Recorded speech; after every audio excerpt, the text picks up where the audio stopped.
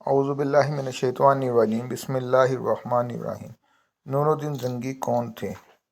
ایک رات سلطان نور الدین زنگی رحمۃ اللہ علیہ نے عشاء کی نماز پڑھی اور سو گئے کہ اچانک اٹھ بیٹھے اور نم آنکھوں سے فرمانے لگے کہ میرے ہوتے ہوئے میرے آقا دو عالم صلی اللہ علیہ وآلہ وسلم کو کون ستا رہا ہے؟ سلطان نور الدین زنگی رحمۃ اللہ علیہ اس خواب کے بارے میں سوچ رہے تھے جو مسلسل 3 دن سے سلطان نور الدین زنگی رحمۃ اللہ علیہ کو آ رہا تھا، اور آج پھر چند لمحوں پہلے پھر وہی خواب انہیں آیا، جس میں سرکار دو عالم حضرت محمد مصطفیٰ صلی اللہ علیہ وآلہ وسلم نے 2 افراد کی طرف اشارہ کر کے فرمایا کہ یہ مجھے ستا رہے ہیں۔ اب سلطان نور الدین زنگی رحمۃ اللہ علیہ کو قرار کہاں تھا؟ انہوں نے چند ساتھی اور سپاہی لے کر دمشق سے مدینہ جانے کا ارادہ فرمایا۔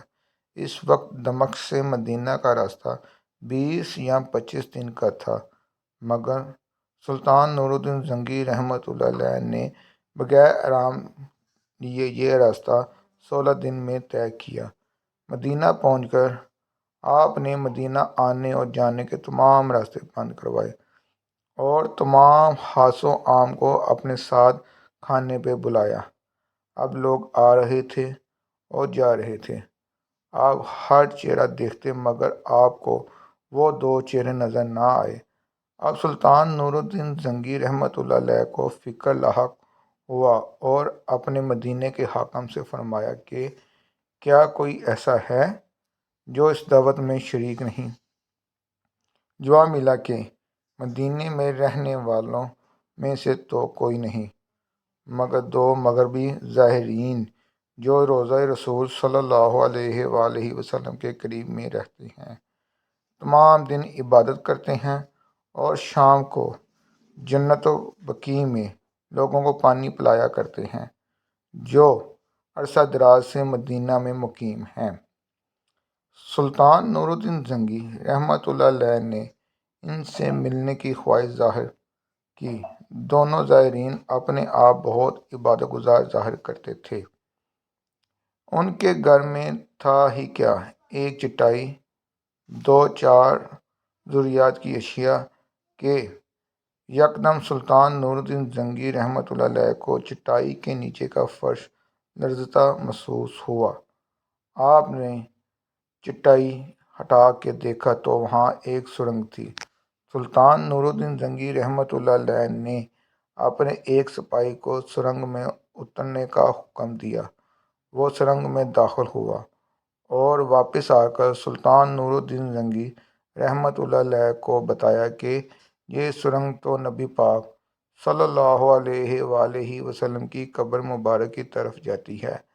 یہ سن کر سلطان نور الدین زنگی رحمۃ اللہ علیہ کے چہرے پر غیظ اور غضب کی کیفیت طاری ہو گئی۔ سلطان نور الدین زنگی رحمۃ اللہ علیہ نے دونوں زائرین سے پوچھا کہ سچ بتاؤ کہ تم کون ہو؟ حیل و حجت کے بعد انہوں نے بتایا کہ وہ یہودی ہیں اور اپنے قوم کی طرف سے تمہارے پیغمبر یعنی سردار دو جہاں حضرت محمد مصطفیٰ صلی اللہ علیہ وآلہ وسلم کے جسم اقدس کو چوری کرنے پر مامور کیے گئے ہیں۔ سلطان نور الدین زنگی رحمۃ اللہ علیہ نے یہ سن کر رونے لگے۔ اسی وقت ان دونوں کی گردنیں اڑا دی گئیں۔ سلطان نور الدین زنگی رحمۃ اللہ علیہ روتے جاتے اور فرماتے جاتے کہ میرا نصیب کہ پوری دنیا میں سے اس خدمت کے لیے اس غلام کو چنا گیا۔ اس ناپاک سازش کے بعد ضروری تھا کہ ایسی تمام سازشوں کا ہمیشہ کے لیے خاتمہ کیا جائے۔ سلطان نور الدین زنگی رحمۃ اللہ علیہ نے معمار بلائے اور قبر اقدس کے چاروں طرف خندق کھودنے کا حکم دیا، یہاں تک کہ پانی نکل آئے۔